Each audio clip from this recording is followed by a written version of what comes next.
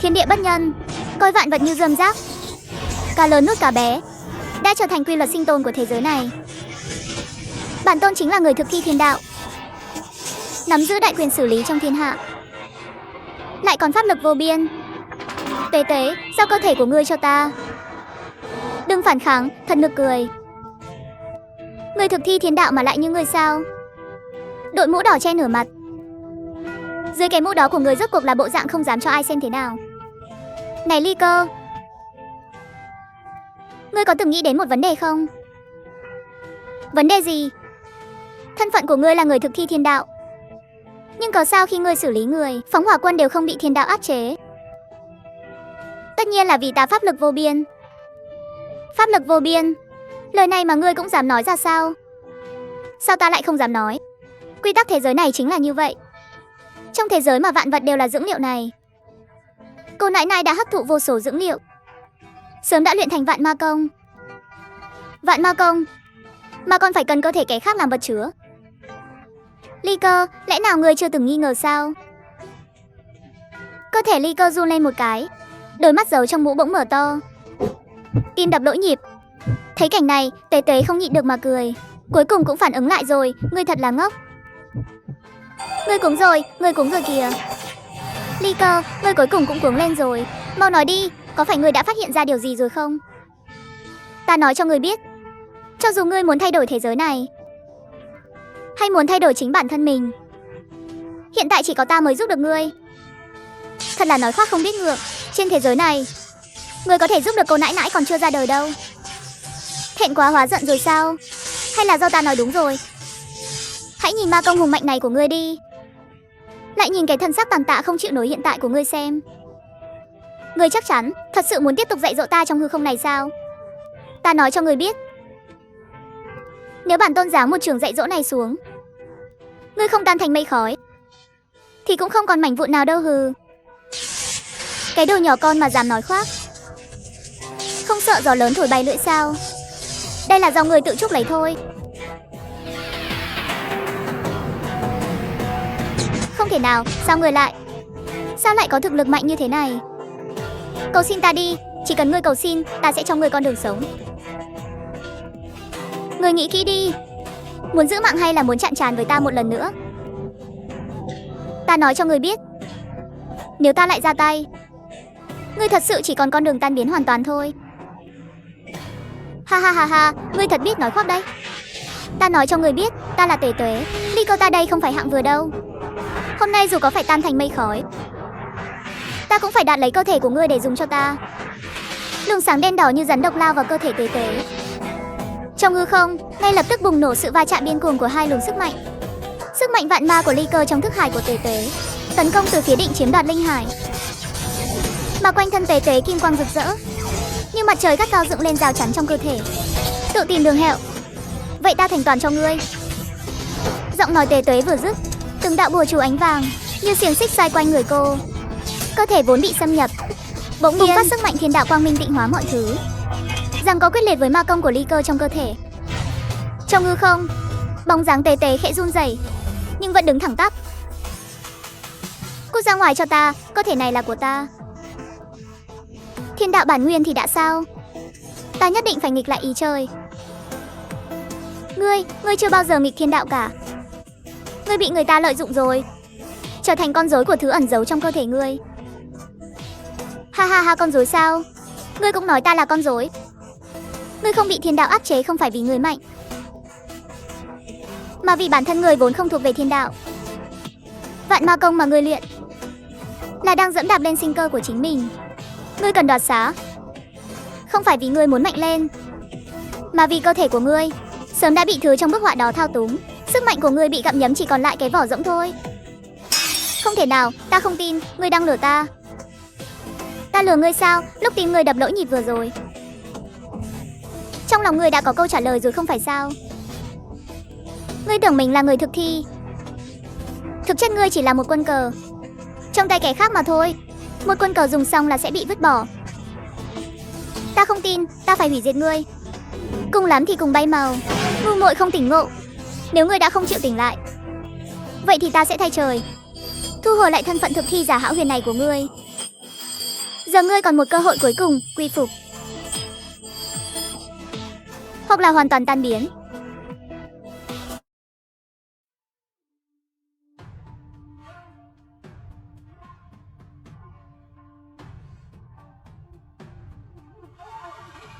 Anh Linh, người cai quản linh hồn của ta. Dữ liệu của ngươi xuất hiện rồi. Đến lúc ngươi phải tỉnh lại rồi đó. Ngay khoảnh khắc lời của Tuế Tuế vang lên, sắc mặt Ly Cơ biến đổi hoàn toàn. Kinh hãi nhìn cái chuông nhỏ trên tay Tuế Tuế. Người cai quản linh hồn. Ly Cơ hoảng loạn rồi, người cai quản linh hồn chuyên khắc chế các loại hồn thể, thống lĩnh toàn bộ vong xuyên. Hiện tại cơ thể đã hư tổn, chỉ còn linh thể tồn tại. Chỉ mới cảm nhận hơi thở mạnh mẽ phát ra từ cái chuông trong tay Tuế Tuế đã khiến có thôi thúc muốn quỳ xuống ngay lập tức. Cơ hội bản tôn đã cho ngươi từ sớm rồi. Bây giờ dù ngươi có cầu xin cũng vô ích thôi. Anh Linh, cuối cùng tỷ cũng tỉnh lại rồi. Tỷ không biết đâu, những năm qua ở cái thế giới ma quỷ nhảy múa này, không có tỷ, muội đã sống thế nào đâu. Đừng nói nữa, muội tưởng những năm qua tỷ không lên tiếng là hôn mê đến mức chuyện gì. Cũng không biết sao. Những năm qua việc lớn muội làm không ít nha. Thế nào, muội tìm được mấu chốt để phá cục chưa? Coi như là tìm thấy rồi, nhưng cũng coi như là chưa tìm thấy. Ý muội là sao? Mấu chốt phá cục chính là Ly Cơ. Nhưng bây giờ đã bị muội nuốt chửng rồi. Lúc nuốt chửng tâm trí đang trong trạng thái cực kỳ không cam lòng, nên thông tin muội lấy được rất ít. Có gì thì nói đi, đừng có câu giờ. Nếu không là bị mắng đó. Trong ký ức của Ly Cơ là một bóng đen. Bóng đen đó ẩn mình trong hư không. Sức mạnh của hắn vô cùng đáng sợ. Nhưng mà cái gì? Muội cũng không nói rõ được, thông tin có hạn. Nhưng muội có một suy đoán. Suy đoán cái gì? Ta chẳng phải người thực thi thiên đạo gì cả. Và nơi này cũng không phải là hành tinh khác. Tỷ cũng từng nghi ngờ khả năng này. Nhưng tỷ là đích thân sư tổ đưa tới đây. Nếu nơi này không phải hành tinh khác, thì với năng lực của chính tỷ, chắc chắn có thể tự do đi lại. Cần gì sư tổ lão nhân gia ông ấy phải ra tay? Chủ nhân thừa nhận đi. 10 vạn năm trước thiên đạo sụp đổ, thiên đạo mới mãi không thể về đúng vị trí. Biết bao lòng riêng và dục vọng hội tụ lại. 10 vạn năm trước chưa bao giờ là tái kiết, mà là lòng riêng, là có người đang chiếm đoạt thiên quyền. Vậy nên chủ nhân, tiếp theo chúng ta nên làm gì đây? Là quay về thần giới, hay tiếp tục ở ma giới này tìm kiếm chân tướng?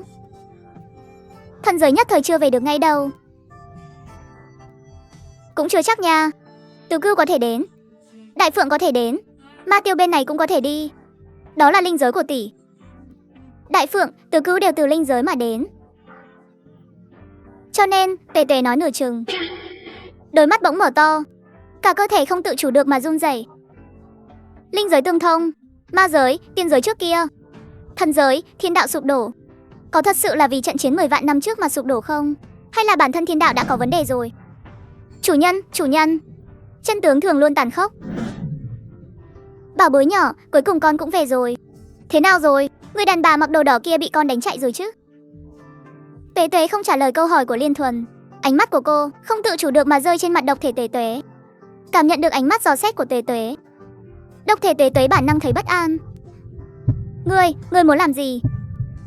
Sao ngươi lại dùng ánh mắt đó nhìn ta? Với bản lĩnh của ngươi, nếu muốn rời đi, ở đây không ai cản nổi ngươi đâu. Đến tận bây giờ ngươi vẫn chưa đi, chắc hẳn là ngươi có dự tính khác. Nói đi, ngươi đợi ta ở đây là muốn làm gì? Ngươi không xử lý được ta còn cần phải chạy sao? Tuế Tuế nghe lời này, không nhịn được mà muốn cười. Cái độc thể Tuế Tuế này thật sự chẳng ngốc chút nào. Ngươi tận mắt thấy ta xử lý Ly Cơ, biết bản thân chạy không thoát, nên dứt khoát không chạy nữa đúng không? Chứ còn gì nữa, sợi dây trói linh lực này cũng là tự trói mình lại đấy. Ý của câu này chính là người này tự nguyện nộp mạng. Kỳ Hưu bà nói lời này đúng là nghiến răng nghiến lợi, nhìn giống hệt tiểu ngoại xanh nữ của mình. Thật là làm người ta thấy khó chịu. Dưỡng liệu. Rõ ràng lời này là nói với độc thể Tuế Tuế. Liên Thuần vội đứng dậy đưa đùi gà cho cô. Bảo bối ăn vài miếng rồi nói tiếp. Vừa mới nướng xong, Đại Phượng cũng biến thành hình người. Bĩu môi đầy bất mãn nói. Đúng đó, ngươi ăn một miếng đi. Đây là do người ta thổi từng ngụm. Dung Hỏa Phượng Hoàng nướng từ từ ra đó. Ngươi xem má người ta sưng lên cả rồi này. Thật khó chối từ. Tiểu Tuế Tuế nhận lấy đùi gà nướng từ tay Coco Liên Thuần. Ăn 2 miếng ngon lành mê mông. Ngon quá, tay nghề của Coco tiến bộ vượt bậc rồi. Ngon thật đó, Coco nướng thêm cho con chút nữa nhé. Con đi dọn dẹp môn hộ trước đây. Một mình con không giữ nổi à đâu, hay là để ta trực tiếp mở địa ngục môn. Nén thằng ả vào 18 tầng địa ngục. Đến lúc đó lên núi đao hay xuống chảo dầu. Tất cả đều do con quyết định. Coco có biết không? Nếu Coco tùy tiện mở địa ngục môn ở bên ngoài, thì thế gian này sẽ xuất hiện bao nhiêu cô hồn dã quỷ. Thế gian này sẽ có bao nhiêu người vô tội gặp họa. Nhưng nếu để ả tiếp tục ở lại thế gian này, thì hậu quả có lẽ còn đáng sợ hơn việc ta mở địa ngục môn. Coco yên tâm. À không dám đâu, Tề Tề nói lời này. Thực ra trong lòng cũng chẳng chắc chắn mấy. Cô hít sâu một hơi, tay giơ lên vạch ra hư không môn, trực tiếp kéo độc thể Tề Tề và chính mình đi vào trong hư không. Cho ngươi 2 lựa chọn, theo ta hoặc là hẹo. Ngươi đúng là giả tạo thật đấy. Xử lý ngươi mà còn phải làm vẻ từ bi bên ngoài. Để ngươi ở bên ngoài, ngươi có thể làm hại thế giới bất cứ lúc nào. Ngươi và ta vốn là một thể. Ngươi không nên vì tư lợi của bản thân mà làm tổn thương bao nhiêu người dân vô tội. Ngươi chắc chắn muốn đổ cái nồi to như thế lên đầu ta sao? Rốt cuộc là ai đã tạo ra ta? Trong lòng ngươi không rõ sao? Vậy nên hôm nay chúng ta cùng kết thúc mọi chuyện đi. Ta thừa nhận sự xuất hiện của ngươi là lỗi của ta. Vậy nên mới làm bao nhiêu người phải ra đi. Vì để sau này không còn thêm người nào phải mất nữa. Hôm nay giữa chúng ta phải phân định rõ ràng. Kết thúc sao? Ngươi tưởng xử lý ta rồi thì những người đó không coi là hệ oan sao? Chẳng lẽ ngươi có thể bù đắp được? Đừng có ở đây mà đóng vai thành mẫu nữa. Cái bộ mặt đó của ngươi nhìn mà thấy buồn nôn. Ngươi thành công chọc giận ta rồi đó. Đồ phế phẩm của ta. Hôm nay ngươi định sẵn phải biến mất khỏi thế giới này rồi. Dựa vào đâu mà ngươi khẳng định hôm nay ta phải biến mất? Mà người biến mất không phải là ngươi. Độc thể Tuế Tuế cười một cách tà ác, trong lòng đang tính toán mưu đồ riêng. Ngươi tưởng những lời ngươi nói có thể công kích được nội tâm của ta, khiến ta vì áy náy mà lộ ra điểm yếu, để ngươi có cơ hội ra tay sao? Nội tâm tiểu Tuế Tuế dao động rất lớn. Dù sao cô cũng bị độc thể Tuế Tuế nói trúng tận sâu trong lòng cô. Cái chết của những người đó quả thực là vì cô trong tình thế bắt buộc đã tạo ra ác quỷ độc thể Tuế Tuế này. Ta là do một tay ngươi tạo ra. Ồ không, thực ra chúng ta là một cộng thể. Nói chung ta chính là ngươi. Ngươi chính là ta. Hôm nay ngươi muốn tự xử lý chính mình sao? Ngươi cũng xứng để bản tôn đặt lên bàn cân so sánh sao? Ngươi chẳng qua chỉ là một chút tạp niệm mà bản tôn tùy tay vứt ra mà thôi. Vốn dĩ tưởng ngươi chỉ là một quân rối, là bản tôn trong lúc chuyển thi độc đã cắt bỏ đi một số tạp niệm không nên có. Không ngờ ngươi lại không chịu kiểm soát như vậy. Ngươi không nên tồn tại trên thế giới này. Cuối cùng cũng mắc bẫy rồi. Muốn đoạt cơ thể của bản tôn sao? Đúng là mơ mộng hão huyền. Không, muốn hay không không phải do người quyết định. Anh Linh mau.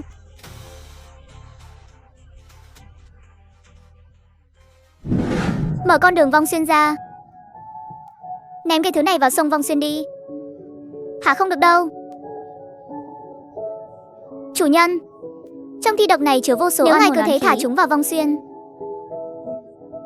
chúng sẽ hóa thành đến lúc đó. Nói như vậy, ta không thể chỉ ném chúng vào vong xuyên. Không phải là không chỉ ném, mà là căn bản không thể ném được. Oán lực của những thi độc này quá mạnh. Anh Linh, chúng bắt buộc phải tới vong xuyên. Chỉ có Vong Xuyên mới nhốt được chúng vài chục năm, trăm năm. Chủ nhân cũng nói rồi đó. Vong Xuyên chỉ nhốt được chúng vài chục năm, trăm năm thôi. Vậy sao vài chục năm, trăm năm nữa thì sao? Ngài có từng nghĩ tới chưa? Đến lúc đó biết làm thế nào? 10 vạn năm trước thiên đạo đã sụp đổ, hiện tại thế giới này đều hỗn loạn. Nếu trăm năm sau địa phủ cũng sụp đổ nốt, thì thế giới này không, anh Linh? Có lẽ sự xuất hiện của người mới chính là vì sự hy sinh vào một khoảnh khắc nào đó. Chủ nhân, ý ngài là rốt cuộc là ta có lỗi với họ. Nhưng vì thiên hạ chúng sinh, ta lại không thể không làm như vậy. Tứ Cữu, cuối cùng vẫn là một mình cậu gánh vác tất cả rồi. Tứ Cữu thật đáng yêu, mời uống trà, ngoại xanh nữ đích thân rót trà cho cậu. Làm Kỳ Hữu bà vui chết đi được, vội vàng đưa tay ra nhận. Trong lòng sướng dâm gian, thế nhưng tay đưa ra được một nửa, lập tức rụt ngay trở lại. Ngoại xanh nữ bảo bối, trong nước trà này của con không có độc chứ? Lạ thật đấy. Ngoại xanh nữ bảo bối hôm nay sao cảm thấy kỳ kỳ thế nào ấy?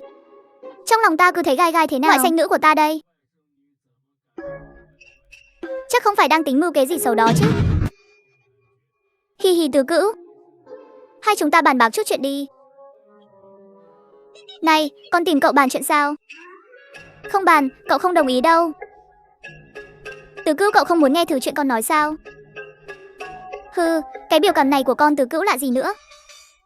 Con từ nhỏ do ai nuôi lớn cậu lại không biết sao? Cái biểu cảm này nhìn là biết tiền triệu của việc đào hố người ta rồi. Tứ Cữu, à là đứa cháu hiếu thảo nhất mạng xã hội rồi. Cũng có chút quan hệ đó sao? Có chuyện gì hay không có chuyện gì thì cứ mời cậu ra bờ sông Vong Xuyên ở vài ngày. Kỳ Tuế Tuế, ta cho con một cơ hội nữa. Con nói chuyện cho hẳn hoi với cậu. Anh, Tứ Cữu, cậu đừng nổi nóng như vậy mà. Con nói là bảo cậu đi địa phủ ở một thời gian, chứ có phải bảo cậu ở địa phủ cả đời không về đâu. Kỳ Tuế Tuế, con có não cậu bị hỏng rồi hả? Con là ai? Cậu là ai? Địa phủ là nơi muốn đi là đi được sao? Con bảo đi là đi được chắc? Cảm ơn Tứ Cữu nhé. Chỉ cần cậu đồng ý, địa phủ tự nhiên là nơi muốn đi là đi được thôi. Cậu yên tâm, ở địa phủ sẽ không có ai bắt nạt cậu đâu. Con đảm bảo cậu ở địa phủ sẽ được vui vẻ, bình bình an an. Con nói nghe hay quá nhỉ? Nói đi, tại sao con muốn cậu đi địa phủ? Có phải con gặp rắc rối gì rồi không? Thực ra cũng không có chuyện gì to tát lắm đâu. Chính là cái phân thân của con. Cái thân thể con rồi đã bị con đánh nát rồi. Nhưng mà cái đống độc dịch đó của thì cho nên con muốn đem đống độc dịch đó bỏ vào Vong Xuyên, bắt cậu đi trấn giữ Vong Xuyên chừng trăm năm chứ gì. Đại khái là cái ý đó đấy ạ. Nhưng không chỉ là bảo Tứ Cữu đi trấn giữ Vong Xuyên, mà con phải nhờ Tứ Cữu ở Vong Xuyên siêu độ cho những oan hồn đó. Nếu không thì đủ rồi Kỳ Tuế Tuế. Tứ Cữu của con chỉ là thức tỉnh Phật pháp đại thừa thôi, chứ không phải thật sự đi làm hòa thượng. Sao hả? Con thật sự muốn Tứ Cữu con là một hòa thượng thực thụ ở âm tào địa phủ à? Nếu Tứ Cữu thật sự muốn làm hòa thượng, Tuế Tuế cũng có thể sắp xếp được. Địa phủ có Địa Tạng Vương Bồ Tát có chút giao tình với cô Liên Thuần.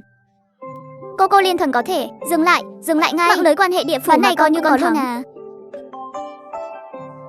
Nhưng mà đây chẳng phải chúng ta đang ở ma giới sao? Con không có bản lĩnh mở cổng truyền tống địa phủ đâu. Tứ Cữu không đi địa phủ được đâu. Cái đó thì chưa chắc nha. Tứ Cữu quên là con có dụng cụ đặc biệt bí mật rồi sao? Nhìn bộ dạng cười híp mắt của tiểu Tuế Tuế, nụ cười của Kỳ Hữu bà đông cứng trên mặt, cậu chớp mắt, vô cùng không dám tin. Con không phải đang đùa đấy chứ? Tất nhiên là không rồi. Tứ Cữu, cậu đợi đấy, con mở cho cậu một cái cửa sau nhé.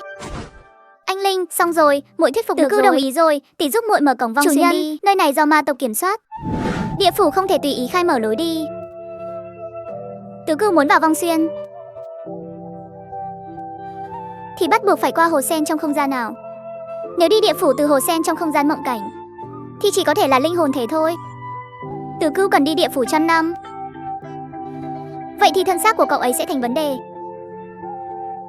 Đúng vậy chủ nhân, ngài có thể nghĩ về thân xác của Tứ Cữu. Thực ra chúng ta có thể cái gì? Nếu nơi này đã bị người ta đổi trắng thay đen, trộm long cháo phụng chiếm đoạt thiên quyền, vậy thì chúng ta cũng có thể quấy được vũng nước này lên ha ha. Ngài thử nghĩ xem,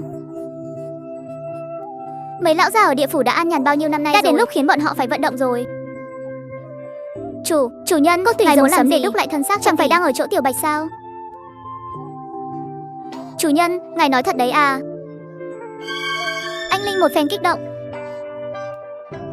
trực tiếp nhảy từ trên phi kiếm xuống, đôi mắt to chớp chớp, nhìn chằm chằm vào Tiểu Tuế Tuế.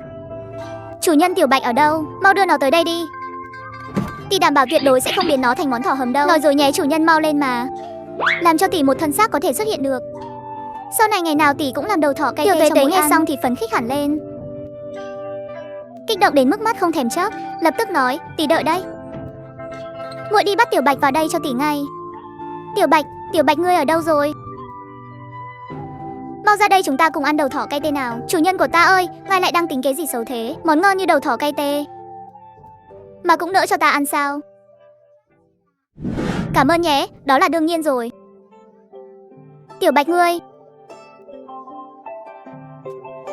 là cộng sự mà ta yêu quý nhất mà. Đầu thỏ cay tê của ta tất nhiên là nỡ cho ngươi ăn rồi. Tiểu Bạch Bạch, mau đem cốt tủy rồng sấm ngươi lấy được từ Đại Lục Thiên Huyền ra đây. Hả? Tiểu Bạch bỗng mở to đôi mắt, cái đầu nhỏ quay mòng mòng, bỗng nhiên hi hi cười một tiếng. Chủ nhân định đúc lại thân xác cho tỷ tỷ Anh Linh à? Tỷ tỷ Anh Linh khi nào thì bắt đầu đúc lại thân xác thế? Tiểu Bạch rất là kích động. Anh Linh ấy à, bất kể chủ nhân có luân hồi bao nhiêu lần, tỷ ấy đều có thể tìm thấy chủ nhân ngay từ lần đầu. Vì tỷ ấy là linh khí đi theo ngài lâu nhất. Nhưng hiện tại tỷ ấy chỉ là một linh thể, nếu có thân xác chẳng khác nào hổ mọc thêm cánh. Được rồi, đừng có nịnh hót nữa, mau đưa đồ chơi đó cho ta. Chúng ta phải nhanh chóng xử lý chuyện này thôi. Dùng chân thân của chiếc chuông đến nơi vong xuyên bên cạnh chủ nhân. Ngươi làm gì mà kích động thế hả? Làm cứ như chính ngươi là người được đúc lại thân xác ấy. Đúc lại thân xác, nói thì dễ lắm, chứ làm thì khó vô cùng. Tỷ tỷ Anh Linh là một khí linh, nên tỷ ấy có thể dùng lôi long hài cốt để gánh vác linh hồn của mình. Nhưng ta, thôi được rồi. Người đó, linh hai con thỏ hiện tại của ngươi đáng yêu thế này, biết bao nhiêu người mơ ước mà chẳng được đấy. Thế thì cũng đừng nhìn ta ra đi. Được rồi, đừng có ở đó mà tự luyến nữa. Mau mang lôi long hài cốt ra đây, ta sẽ đúc lại thân xác cho tiểu Anh Linh nhé. Chủ nhân, người định tự tay đúc lại thân xác cho tỷ tỷ Anh Linh ư? Đúng vậy, ta sẽ lập một trận pháp che giấu thiên đạo, sau đó để tỷ ấy tự mình thoát ra từ trong chuông, dung hợp thành một phân thân, rồi sau đó mở thêm một con đường vong xuyên nữa. Anh Linh, tất cả đã sẵn sàng rồi, tiếp theo phải dựa vào chính tỷ thôi.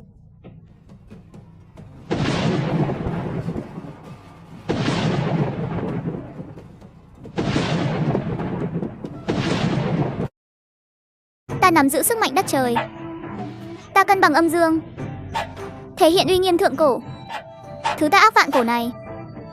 Hôm nay ta dùng sức mạnh thiên địa giúp đúc lại thân xác, theo ý nguyện của trời đất, đi khắp 9 châu sông núi. Ngay khoảnh khắc lớp vỏ hóa thành y phục rơi xuống, chiếc chuông lơ lửng trên không trung, lập tức lao về phía lôi long hải cốt. Hai thứ hợp là một, thấy sắp đại công cáo thành đến nơi rồi. Trên trời bỗng vang lên một tiếng ầm vang, thiên lôi nổ vang, tầng mây trên không trung đột nhiên nứt ra một khe hở. Khe hở đó chỉ là một vết nứt nhỏ, nhưng bên trong lại ẩn chứa hơi thở cực kỳ đáng sợ. Không xong rồi, động tính đúc lại thân xác của tỷ tỷ Anh Linh lớn quá, đã làm kinh động đến thứ đó rồi. Chỉ là một con hề thôi mà, cô nại nại đây còn đầy cách để xử lý hắn. Khi Tuế Tuế nói lời này, dáng vẻ thật ái phong lẫm liệt. Tiểu Bạch vô cùng. Chủ nhân thật là uy vũ bá khí quá đi. Thế nhưng, lời còn chưa dứt, đã bị tiểu Tuế Tuế nâng chân lên đá một phát, đá bay thẳng lên trời. Bên tai còn vang vọng lời nói tiếp theo của Tuế Tuế. Đi đi, bảo bối nhỏ, hôm nay việc tỷ tỷ Anh Linh có thể tồn tại hay không, đều nằm trong tay ngươi cả đấy. Chủ nhân vô lương tâm, ngươi quá đáng thật đấy. Ngươi nói gì cơ? Ta không nghe thấy gì hết. Tiểu Bạch mới không tin rằng chủ nhân vô lương tâm của mình không nghe thấy lời mình nói.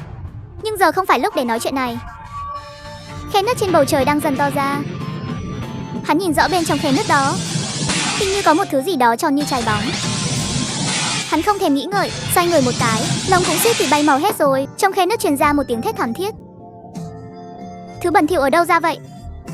Gớm, dám lén lút nhìn trộm ta cơ à? Tỷ Anh Linh đang đúc lại thân xác. Tiểu gia thấy người chán được ở lại thế giới này rồi thì phải. Cùng lúc đó, tại một góc tối tăm nào đó, một nam tử mặc hắc y, một người đàn ông bí ẩn bịt mặt, đang bịt chặt lấy con mắt bên phải của mình. Gương mặt vặn vẹo buông lời chửi rủa. Con thỏ chết tiệt kia, dám dùng một vuốt cào rách mắt ta. May mà lão tử đã sớm luyện thành thân thể kim cương bất hoại. Nếu không thì cú cào này đã khiến lão tử mù mắt rồi. Ma Tôn hỏi người đã có kết quả chưa? Tại sao ở hạ giới lại có động tĩnh lớn như vậy? Ngươi là cái thá gì mà đòi thay mặt Ma Tôn hỏi chuyện ở đây? Bắc Đường Mặt ta vâng mệnh Ma Tôn đến hỏi Nam môn ngươi. Ngươi dám dùng thái độ đó với ta sao? Ngươi muốn tạo phản hả? Sao? Muốn dạy dỗ nhau à? Tất cả cút hết vào đây cho ta. Thế nào rồi? Rốt cuộc ở hạ giới đã xảy ra chuyện gì? Đã điều tra ra chưa? Là một con thỏ à? Một con thỏ, đúng vậy. Một con thỏ. Khi thuộc hạ phá tan tầng mây nhìn xuống hạ giới, phía dưới đột nhiên có một con thỏ lao ra, lao thẳng lên 9 tầng mây. Nó đã dùng một vuốt cào bị thương mắt của thuộc hạ. Một con thỏ mà có thể làm bị thương mắt ngươi sao? Ngươi có não của bản tôn làm bằng đậu phụ đấy à? Xin tôn thượng bớt giận, thuộc hạ không có ý đó. Những gì thuộc hạ nói đều là sự thật. Không tin người cứ nhìn mắt của thuộc hạ đi. Ngươi thật sự coi bản tôn là kẻ ăn chay chắc? Mắt của bản tôn không giống như. Gần đây tạp chất trong ma khí ngày càng nhiều. Khởi bẩm tôn thượng, ma nhai đến báo, hình như ở hạ giới xuất hiện một cô bé. Cô bé đó rất kỳ quái. Cô ta đang đi khắp nơi truyền bá công pháp. Công pháp đó dường như là phương pháp tu tiên cổ xưa đã thất truyền từ lâu ở hạ giới. Đồ vô dụng, sao đến tận bây giờ mới báo cáo? Khởi bẩm tôn thượng, là do thuộc hạ làm việc không tốt. Thuộc hạ của ma nhai là Ly Cơ đã phản bội hắn, dẫn đến việc hắn lơ là. Chuyện này thuộc hạ cũng mới biết thôi ạ. Hừ. Ma nhai đúng là đồ phế vật, ngay cả thuộc hạ cũng không quản nổi. Người hãy đích thân đi cho hắn biết tay. Rõ, thuộc hạ đi ngay đây.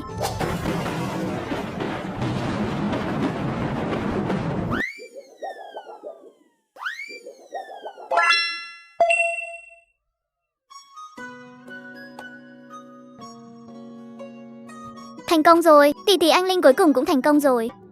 Tỷ ấy cuối cùng cũng đúc lại được thân xác rồi. Nói một cách chính xác, tình trạng hiện tại của anh Linh không hẳn là đúc lại thân xác, mà là chuyển từ một vật chứa này sang một vật chứa khác. Mà thôi, có điều lần này vật chứa là hình người. Còn vật chứa trước đó chỉ là một chiếc chuông mà thôi. Đa tạ chủ nhân giúp ta, đại ân đại đức của người. Anh Linh khắc cốt ghi tâm. Được rồi, được rồi. Đừng có làm mấy cái trò khách sáo này nữa. Có thời gian ngồi hàn huyên thế này thì chi bằng đẩy nhanh cốt chuyện đi. Không thì các fan yêu dấu lại mắng cho đấy. Vâng thưa chủ nhân. Về việc mở một con đường dẫn đến địa phủ, bây giờ ta sẽ làm ngay. Nhưng mà sao? Vừa nãy khi đang đúc lại thân xác, tỷ cảm nhận được một luồng hơi thở mạnh hơn hẳn. Hơi thở trước đây từng xuất hiện, nên chúng ta phải hết sức cẩn thận mới được. Những con chuột nhắt trốn trong bóng tối chính là món khoái khẩu của tiểu bạch này. Chỉ tiếc là hắn trốn kỹ quá. Móng vuốt của tiểu bạch vẫn chưa đủ lực. Xì. Nếu như chân thân của tiểu gia ở đây, dù hắn có trốn kỹ đến đâu thì cũng đều phải làm bữa phụ cho tiểu gia thôi. Ngươi chỉ giỏi bốc phét, nói khoác cho sướng miệng. Sau này không làm được thì đừng có mà trách. Tỷ Anh Linh, sao tỷ lại không tin ta thế nhỉ? Tỷ phải biết rằng tiểu gia đây là độc nhất vô nhị trên trời dưới đất. Khí thôn sơn hà, ăn sạch vạn vật trong thiên hạ. Thôi đi, nói chẳng ra thì ngươi chỉ là một kẻ phàm ăn thôi. Đến lúc lên cơn khủng chắc ngươi ăn luôn cả chính mình quá. Thôi được rồi, hai người các ngươi đừng cãi nhau nữa. Việc cấp bách bây giờ là mau chóng xây dựng địa phủ và con đường vong xuyên nối với ma giới. Chủ nhân, người cứ bênh vực hắn đi, đợi đến ngày hắn phát điên lên rồi ăn luôn cả người. Lúc đó thì người hối hận không kịp đâu. Hừ, tỷ nói cái gì thế hả? Hắn mà ăn được ta sao? Á, thì anh Linh lại định ly gián tình cảm chứ gì.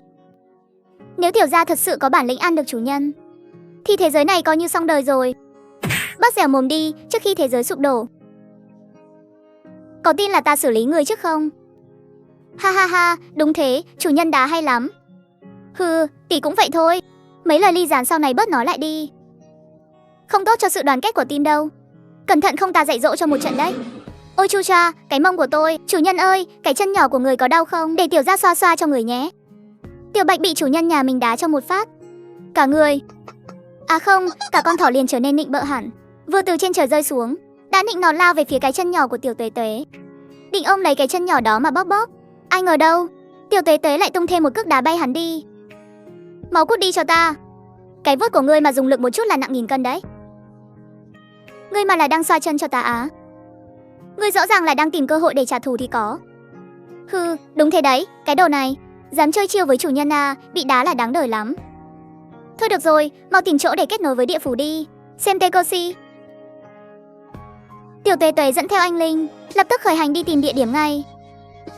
Tiểu Bạch từ đằng xa cứ nhảy tưng từng đằng sau mà đuổi theo. Đợi tiểu gia với chủ nhân ơi. Chủ nhân, ta là thú cưng mà người yêu nhất mà.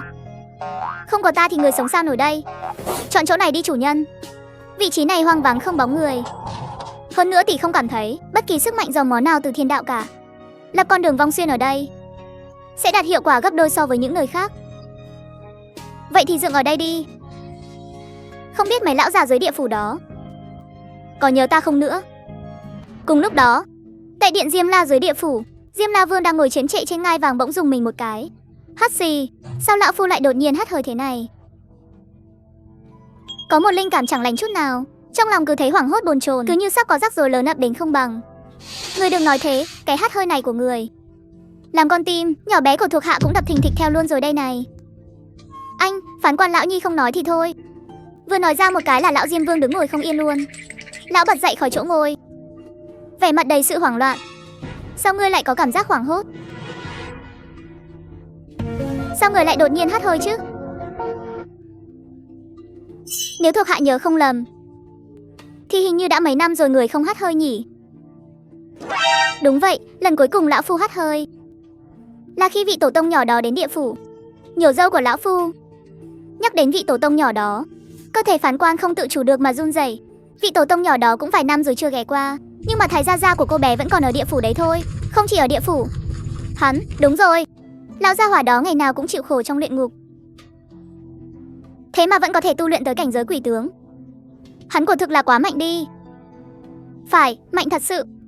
Mấy trăm năm chịu khổ trong luyện ngục của lão, nhờ vào công đức của con cháu đời sau, giờ chỉ còn chưa đầy 100 năm nữa là kết thúc rồi. Vị thái gia đó cũng là một nhân vật thú vị. Nói chuyện vừa hài hước vừa dễ nghe, thỉnh thoảng còn kể chuyện về vị tổ tông nhỏ kia nữa. Quan trọng nhất là kỹ thuật ủ minh tử của lão rất cừ khôi. Đừng nói nữa, thuộc hạ cũng thấy thèm thèm rồi đây. Đi, chúng ta đi tìm lão gia hỏa đó làm một ly đi. Lão Diêm Vương và phán quan khi đi tới hỏa luyện ngục, lão gia hỏa trong miệng bọn họ chính là Vân lão gia tử người biết ủ minh tử. Một bên thì đang chịu đựng lửa đốt thiêu gian, một bên thì đang tay không ủ minh tử đấy. Thấy lão Diêm Vương và phán quan, từ xa đã cất tiếng chào hỏi. Ông kìa, hôm nay gió phương nào thổi mà cả Diêm Vương và phán quan đại nhân đều cùng tới đây vậy? Bớt nói nhảm đi, lão gia hỏa nhà ngươi cũng thong dong tự tại quá nhỉ. Người khác chịu khổ luyện ngục thì ra đi rồi lại hồi sinh, lên xuống bao nhiêu lần. Còn ngươi thì hay rồi, cái hỏa luyện ngục này đã trở thành sàn tập luyện tu vi chuyên dụng của ngươi luôn rồi. Chẳng qua là tiểu lão nhi gặp may thôi, đột nhiên không cẩn thận mà ngộ ra ấy mà. Nhắc đến chuyện này, ta phải cảm ơn chất cái bảo bối nhà ta mới được. Này, phán quan đại nhân, cháu ngoại bảo bối nhà ta bao giờ mới lại xuống địa phủ vậy? Để ta nói cho các người nghe, ta đã chuẩn bị cho con bé thật nhiều minh tử. Ngon lịm đây này, này lão phán quan, ông xem đi. Xem đi, đã bảo mà, lão gia hỏa này có hàng giấu riêng, không chịu cho chúng ta uống đâu. Nhìn đi, chẳng phải lộ đuôi cáo ra rồi sao? Vân lão gia tử cả người đều ngượng ngùng, nhưng vẫn cắn răng nói, các người nói gì thế? Tiểu lão nhi này sao dám giấu giếm trước mặt hai vị chứ? Chỉ là chắc cái bảo bối của ta đã giúp ta rất nhiều. Tiểu lão nhi cũng chưa cho con bé được thứ gì tốt cả. nên thứ tốt lành ngộ ra được trong luyện ngục này. Ta muốn để dành cho con bé một ít. Chờ con bé đến sẽ cho nó nếm thử. Vân lão đầu, ông đừng có mà mơ tưởng đến cục cưng nhà ông nữa. Cô bé đó lúc nào cũng thần xuất quỷ nhập. Lúc xuất hiện thì năm nào cũng thấy mặt. Còn lúc không xuất hiện thì thôi. Có khi cả trăm năm cũng chẳng có lấy một tin tức gì đâu. Đúng vậy, Vân lão đầu. Mau mang thứ tốt của ông ra đây đi. Lão phu đoán là trong vòng 100 năm tới, vị tổ tông nhỏ đó sẽ không xuất hiện đâu. 100 năm tới ai sẽ không xuất hiện cơ? 80 năm tới ai sẽ không xuất hiện hả? Giọng nói của tiểu tế tế vừa vang lên, lập tức khiến lão Diêm Vương và phán quan sợ tới mức run lẩy bẩy. Hai người cẩn thận xoay người lại, đôi mắt đột nhiên mở to, vẻ mặt đầy sự không thể tin nổi. Xong đời rồi, đúng là linh như miếu đổ mà. Quả nhiên là ghét của nào trời trao của nấy. Vị tổ tông nhỏ này sao lại đột nhiên xuất hiện thế này chứ? Đã lâu không gặp nha, lão Diêm Vương. Tiểu phán quan bái kiến tôn thượng. Tôn thượng, sao người lại đột nhiên đến địa phủ vậy? Này lão Diêm Vương, từ bao giờ mà ông trở nên khách khí thế hả? Trước mặt người thì tiểu lão nhi sao dám không khách khí chứ? Thần tôn, những năm qua người đã đi đâu vậy? Sao bỗng dưng lại tới địa phủ? Người đến đây chắc là không có chuyện gì đâu nhỉ? Lão Diêm Vương, xem ra là ông không hoan nghênh bản tôn rồi. Đâu có, người khó khăn là mới tới một lần. Tiểu lão nhi vui mừng còn không kịp nữa là sao lại có chuyện không hoan nghênh người chứ? Nếu đã như vậy thì sau này bản tôn sẽ thường xuyên tới địa phủ của ông làm khách nhé. Ông đừng có mà không tiếp đón đấy. Không đâu, hoan nghênh quá đi chứ. Người cứ coi địa phủ như nhà của mình đi. Người muốn đến lúc nào thì đến. Được rồi, có câu này của ông là được rồi. Vậy sau này khi nào rảnh rỗi, ta sẽ tới địa phủ của ông ở vài ngày nhé. Ở cái gì mà ở, cháu chán được ở lại thế gian rồi hay sao? Người tốt lành gì mà cứ suốt ngày chạy xuống địa phủ hả? Cháu cứ ở trên đó mà sống cho tốt vào. Xuống đây góp vui cái gì chứ? Vừa nghe tiểu tề tề muốn thường xuyên xuống địa phủ ở lại, Vân lão gia tử cả người đều thấy không ổn. Mặc kệ lúc này mình lên tiếng có hợp lễ nghi hay không, nhưng lão chính là không muốn cục cưng nhà mình ở lì dưới địa phủ. Bởi vì lão muốn cục cưng của mình được sống một đời bình an tốt đẹp. Thái gia, người lợi hại thật đấy. Mấy năm không gặp, người đã tu luyện tới cảnh giới quỷ tướng rồi. Tiểu tề tề chớp mắt. Sau khi xác nhận lại tu vi của Vân lão gia tử, gương mặt lộ rõ vẻ vui mừng khôn xiết. Vân lão gia tử nghe lời này thì vô cùng đắc ý. Lão vẫy tay một cái, một chiếc hồ lô ngọc phỉ thúy hiện ra trong tay. Cho cục cưng này, mau nếm thử minh tửu mà Thái gia đặc biệt ủ cho cháu đi. Thơm lắm luôn ấy. Minh tửu đó là cái gì vậy à? Ha, dùng hoa bỉ ngạn bên bờ Vong Xuyên và cả nước sông Vong Xuyên nữa, cộng thêm hỏa diễm của hỏa luyện ngục, đều thành mỹ tử của địa phủ đấy. Thật sao à? Mỹ tử của địa phủ à? Đây là lần đầu cháu được nghe thấy đó. Thứ mà Thái gia chắc chắn là đồ tốt rồi. Cảm ơn Thái gia. Để cháu nếm thử xem nào. Tiểu tế tế nhận lấy hồ lô rượu từ tay Vân lão gia tử, hớn hở định đưa lên miệng uống. Anh Linh đứng bên cạnh thấy thế thì cuống quýt cả lên, vội vàng đưa tay giật lấy bình rượu đó. Người bớt lại dùng con đi. Với cái tiểu lượng bèo nhèo của người mà uống cái thứ minh tửu chưa từng thấy này vào, thì người nghĩ sau này chúng ta còn có cơ hội nhìn thấy ánh mặt trời nữa không? Lời này của anh Linh làm tiểu tề tề thấy hơi sượng chân. Cô bé gãi cái đầu nhỏ của mình, nở một nụ cười thật tươi, nhưng lại chẳng dám mở miệng nói câu nào. Chủ nhân, chúng ta nói chuyện chính sự đi. Nếu còn chậm trễ nữa thì cái hồ lô nát của người sẽ bị mấy thứ kia ăn mòn sạch sành xanh đấy. Ha. Cái đó, ta chỉ là lâu ngày không gặp Thái gia, nên nhất thời vui quá thôi mà. Đừng có nói nhảm nữa, vào việc chính đi. Không thì các fan lại gửi quà tặng cho người bây giờ.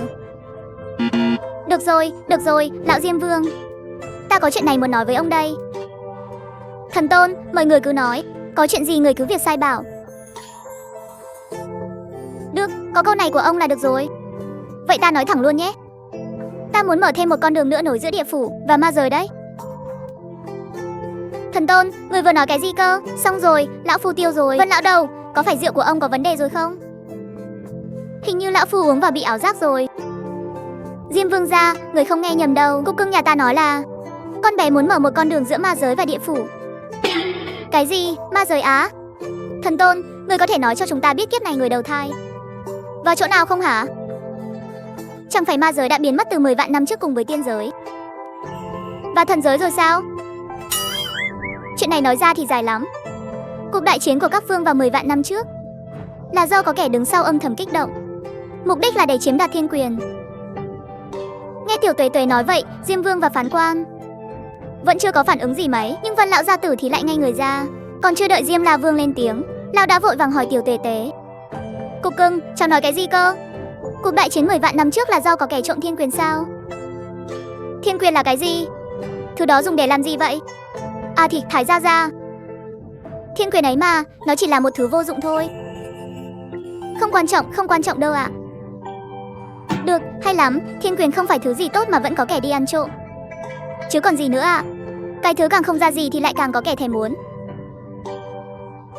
Bây giờ cháu phải tìm cách tóm bằng được tên trộm đó ra." Tốt lắm, cục cưng nhà ta là giỏi nhất. Chắc chắn cháu sẽ tìm ra được tên trộm đó thôi." "Dạ vâng, Thái gia gia cứ yên tâm. Tuế Tuế nhất định sẽ lôi cổ được mấy tên xấu xa đó ra mà. Cục cưng, cố lên nhé. Thái gia gia tin cháu." "Đúng rồi, bà ngoại cháu dạo này thế nào? Bà ấy vẫn bình an chứ? Những năm qua ta cứ quanh quẩn bên bờ sông Vong Xuyên, không nỡ để bà ngoại cháu đi đầu thai chuyển kiếp. Cháu nói cho Thái gia gia biết đi, bà ngoại cháu có phải đã? Cháu cũng lâu rồi chưa gặp bà ngoại. Không biết hiện giờ bà thế nào rồi. Nhưng Thái gia gia yên tâm đi, các cậu của cháu đều sống rất tốt. Đợi anh Linh đã thông được con đường Vong Xuyên, Từ Cư có thể xuống bờ sông Vong Xuyên để bầu bạn với người rồi." Cháu vừa nói cái gì cơ?" Vân lão gia tử cả người liền thấy không ổn. Ý tứ trong lời nói của chắc gái chẳng lẽ lại là đúng như những gì lão đang nghĩ sao? Đứa nhỏ này, Từ Cư của cháu, nó ra đi rồi sao?